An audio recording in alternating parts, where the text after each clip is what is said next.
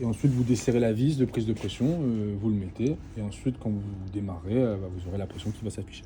Okay. Donc là, bon, je rallume ma chaudière.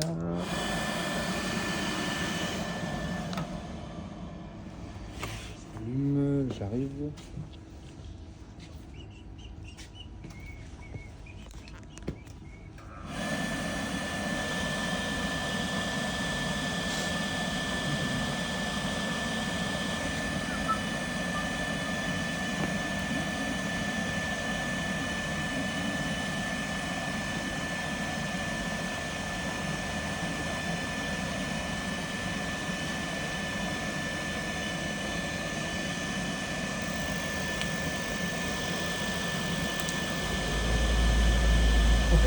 Alors, comment on règle? À peu près de la même façon. Non. Alors,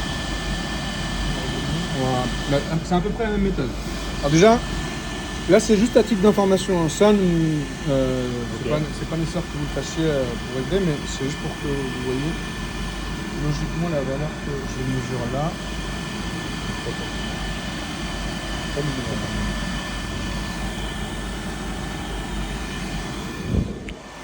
C'est la pression que j'ai au refoulement de mon ventilateur. Voilà, le possible, il n'est pas forcément très serré. Attends, je vais prendre un autre.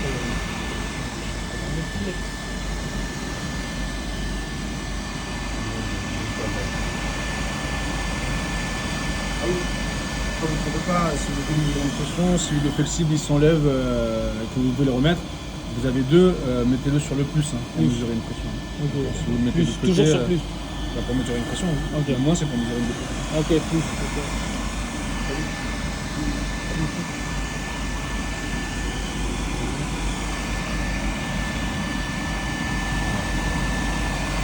Donc ça c'est la pression que je peux dire au refoulement, donc à peu près ça tourne autour de 1,5 millibars. Okay. Donc ça veut dire quoi? Ça veut dire que ça c'est la pression que j'ai en pression normale d'air. Okay. Lui il mesure une pression au refoulement aussi, on est juste à côté. Vous voyez? Donc logiquement si je règle ça à 1,5 millibars, ça devrait couper. D'accord. Donc là, 1,5 millibars. Alors celui-ci, parce qu'ils sont tous différents, celui-ci pour accéder au réglage, vous avez ici, alors faites attention, c'est du plastique donc c'est fragile. Il faut enlever le cache. D'accord. Mais là ici vous avez un petit clips, il faut juste avec un petit tournevis plat, soulever, hop là, et tirer en arrière, et voilà. Pareil. Ok. Et là ici, On peut laisser. voilà. Alors, on a accès au réglage. Là, il est réglé à combien? Qui peut me dire à combien il est réglé là? L'air il est réglé, c'est là.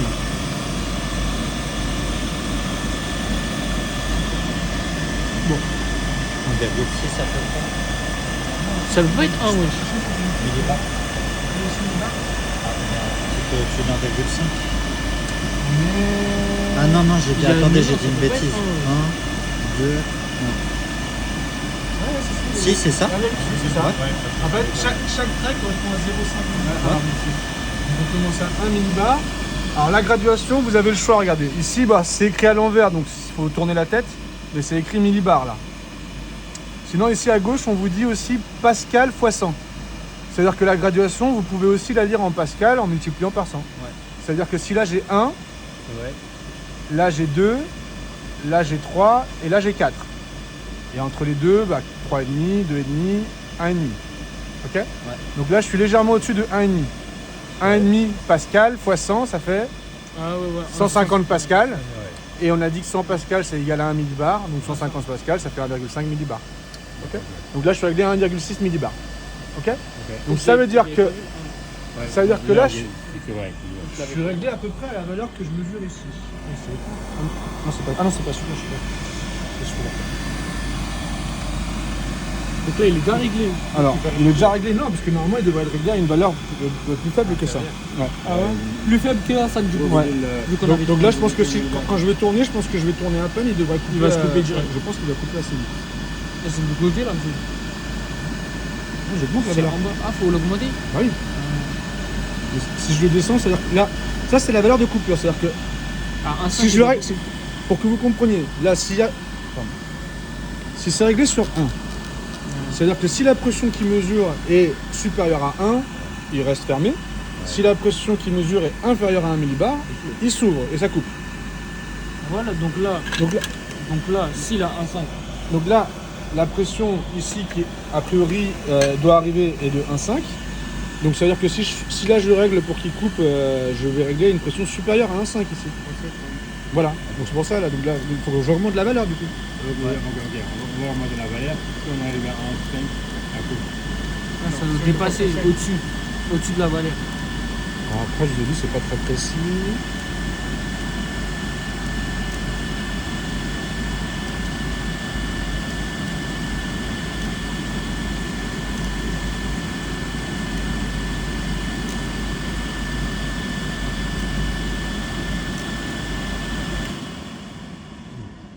Bon, là, si je me fie à la graduation,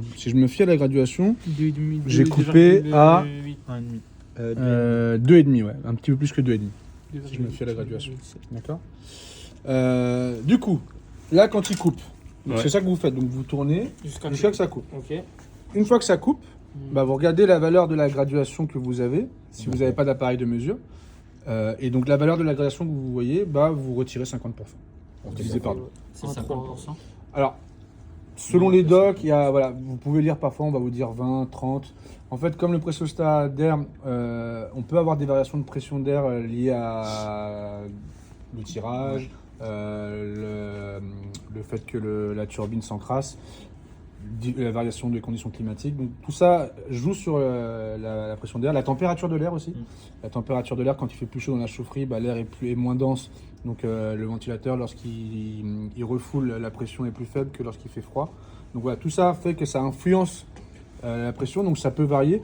Et donc si on règle trop petit la valeur de coupure, eh ben, on peut dans certaines conditions mettre le brûleur en défaut parce qu'on va être trop proche de la valeur de fonctionnement normale.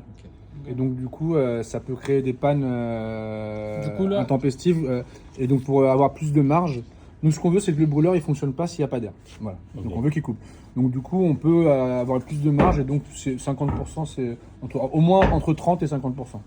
Mais là du coup vu donc vous le jour de l'examen, divisé par 2, 50%. Et si on vous demande de justifier, vous expliquez voilà c'est pour avoir une marge. Pour éviter que le pressostat d'air coupe de manière intempestive s'il y a des variations, des petites variations au niveau des conditions. Donc là en vrai il était pas si mal. Donc là c'est pour ça qu'il était à peu près réglé à cette valeur. Donc là 2,5. Là on doit faire 50%. Ouais. Bah, 50% c'est vraiment le max, hein, pas plus. Non, mais de la valeur qu'on vient de trouver là. Je vous donne 50% pour que ce soit facile à retenir, d'accord. Donc 50%, vous coupez divisé par 2, donc 2,6, on va dire 1,3 du coup. Donc 1,3 c'était quasiment au minimum, hein. Du coup voilà. Là. Et donc là par rapport à tout à l'heure, vous avez vu la différence. Celui-ci, alors c'est pas le cas pour tous les brûleurs, mais mis à part les Weishop, ceux-là, d'accord.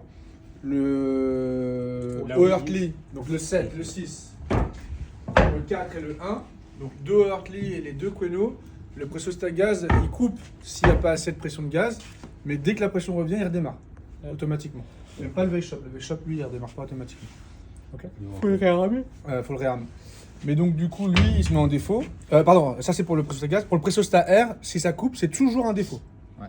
D'accord. C'est-à-dire faut réarmer. Faut réarmer. Toujours. Voilà. Donc, dès que le pressostat d'air coupe, c'est un défaut. Sur tous ou sur tous. Okay, ça, c'est un défaut parce que c'est une sécurité. Ok, c'est bon. D'accord. Donc, celui-là, il faut le réarmer manuellement. Donc là, on va le réarmer. Alors, le problème, c'est que du coup, par rapport au pressostat gaz, je peux pas contrôler la pression de coupure parce que j'ai pas. Il faudrait que j'ai un flexible, un T pour pouvoir. Non, en fait, on pourrait utiliser la même méthode que pour le pressostat gaz, mais il faudrait que je puisse accorder un manomètre en dérivation. Parce que là, la valeur que j'ai mesurée ici, je suis pas sûr que ce soit la même que celle que lui reçoit. D'ailleurs, on va. On peut tester. On va tester. Alors après, elle change lorsque.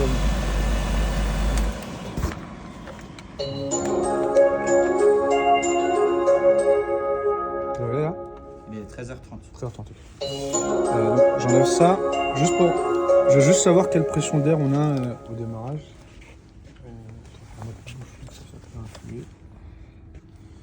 Hop. Je vais mettre ça ici. Attends. Et d'abord, voilà. Donc juste voir la pression qu'il reçoit pendant la préventilation. Vous voyez, c'est pas la même valeur que je mesurais là. Alors après là on est en préventilation. Ah oui mince, pourquoi il ne démarre pas parce qu'il est en attente de demande de chaleur. C'est ça. Okay. Donc là vous voyez, On est à 2,5. à combien on a coupé tout à l'heure? À 2,5. Ouais, c'est pas ça. Voilà, donc c'est parce que là on avait, c'est vrai, il y a vraiment la pression qu'il reçoit lui. Donc là ce que j'avais là c'est pas celle que lui mesurait. Que la prise de pression elle doit pas être au même endroit et du coup on a une petite variation de pression qui fait que celle-ci n'est pas celle-là. Donc idéalement, donc là par contre on voit bien que ça correspond à la valeur où ça a coupé. En vrai, pour le relever, on n'aurait même pas besoin de ça. Et donc juste comment on aurait pu faire avec un manomètre comme pour le pressostat gaz. Et bah si j'avais là ici un flexible que je pouvais couper en deux pour mettre un T et mettre un mano en dérivation. Bah, du coup mon mano il irait exactement à la pression qui reçoit mon pressostat d'air. Et donc comme pour le gaz, bah, la valeur que je mesure, je retire 50%. Donc là 2,5, 2,6, je retirais 50%, donc j'aurais 1,3. Okay. Donc là il se trouve que la graduation est précise. On voit qu'elle correspond bien à la valeur mesurée. C'est pas le cas pour tous les pressostats. Ok. Donc pour résumer, le pressostat gaz, on récapitule. Attends. On coupe la vidéo, recommence.